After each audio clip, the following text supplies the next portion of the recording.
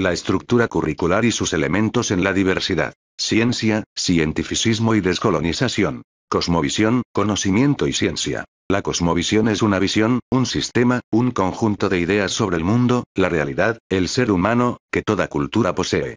Es una forma de reconocer, reconocerse y constituir los horizontes de sentido de vida de cada cultura. La cosmovisión tiene niveles implícitos y explícitos. Los niveles implícitos de la cosmovisión son los mitos fundantes. Los elementos de la cultura que pueden ser razonados, ordenados, sistematizados o conceptualizados son los niveles explícitos. El conocimiento está ligado a una cosmovisión, no hay conocimiento que pueda abstraerse de su cosmovisión. El conocimiento se da siempre en el marco de un horizonte cultural, que señala las coordenadas donde ese conocimiento puede tener sentido.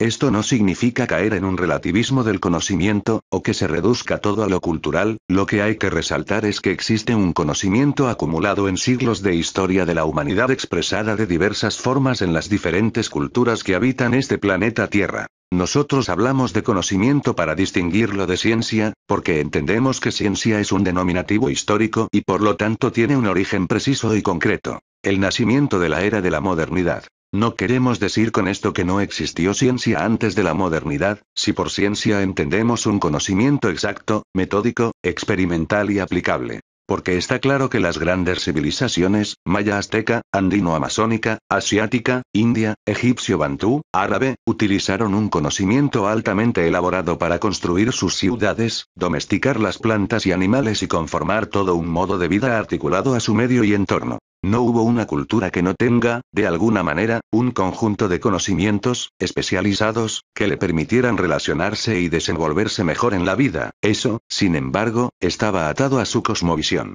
Cientificismo. Lo que podemos denominar cientificismo surge como un fenómeno que se expande en la modernidad, en el tránsito realizado desde la concepción medieval de la realidad a una más secularizada, que fue un suceso exclusivo europeo, que no se puede generalizar, es decir, en el tránsito donde la vida europea estaba permeada por la idea de Dios, lo que definía los sentidos de vida y el lugar del ser humano dentro de ese horizonte de comprensión, hacia una realidad donde la ciencia experimental toma el lugar predominante en la definición de los sentidos de vida, invirtiendo toda la concepción de vida que se sustentaba en la idea de Dios. La ideología cientificista o lo que hemos denominado cientificismo, es el de creer que desde la ciencia experimental moderna se puede responder a todos los problemas que la humanidad atraviesa, donde se dogmatiza la ciencia y se convierte en un saber que expresa en sí mismo y por sí mismo la verdad. Descolonización de la ciencia. Cuando hablamos de descolonizar la ciencia, se parte de un distanciamiento crítico del eurocentrismo y su cosmovisión monocultural y la ideología cientificista.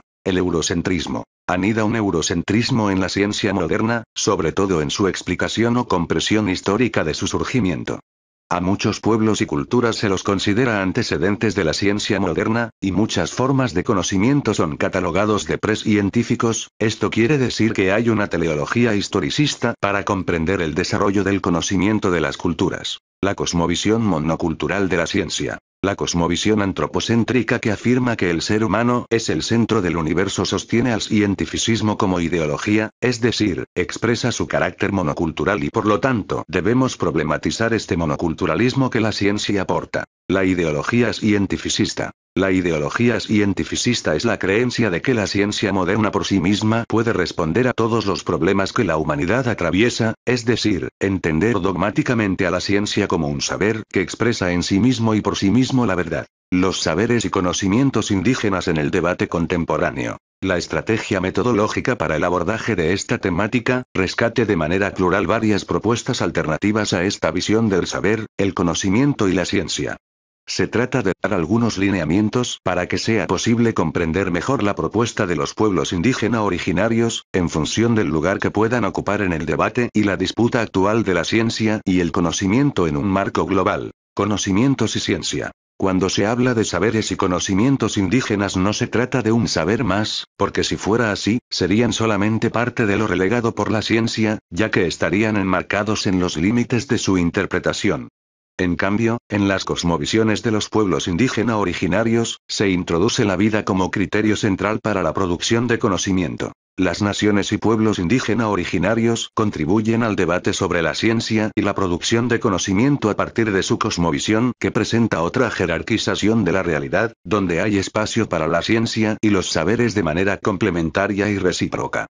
Además, desde esta perspectiva, todo este cúmulo de conocimiento está orientado a la vida, es un saber para la vida y no un mero método a ser aplicado. Saberes y conocimientos de las naciones y pueblos indígena originarios. En su expresión concreta, los saberes y conocimientos de las naciones y pueblos indígena originarios, aparecen de manera plural porque se encuentran en las distintas expresiones como son los conocimientos medicinales, la producción agrícola y crianza de niños y niñas. El carácter fragmentario o disperso con el que suelen aparecer los saberes y conocimientos es producto del proceso de colonización, que obligó a las naciones y pueblos indígena originarios, en parte, a aculturarse o a reducirse, pero no a desaparecer. Por tanto, no son un producto de los descubrimientos antropológicos o sociológicos, sino que son saberes y conocimientos vivos y contemporáneos. Su existencia es una muestra clara de una lucha de resistencia, por eso viven en las experiencias y pensamientos que los pueblos indígena originarios mantienen vigentes a través de tradiciones orales o prácticas cotidianas.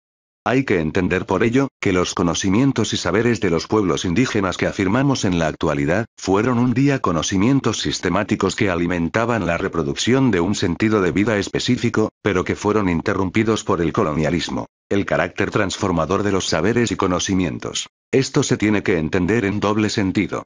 En un sentido intracultural e intercultural, porque los saberes y conocimientos de los pueblos indígenas los vamos a revalorizar, no es que los vamos a descubrir o los vamos a inventar, ya existen, y los vamos a desplegar, esas son acciones que tenemos que hacer.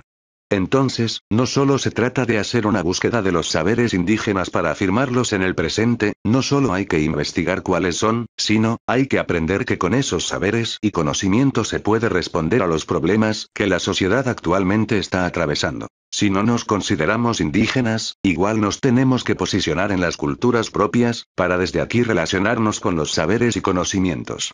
El maestro que no se considera indígena va a tener una relación distinta con los saberes y conocimientos indígenas, ya que para ese maestro su relación no va a ser intracultural, sino intercultural, pero igual tiene que ser transformador porque este profesor igual tiene que responder a problemas con los que se enfrenta en el presente desde los saberes y conocimientos propios. Criterios para la recuperación de los saberes y conocimientos para la transformación de la realidad. La descolocación tiene que ubicarnos de otra manera frente a la ciencia y el conocimiento.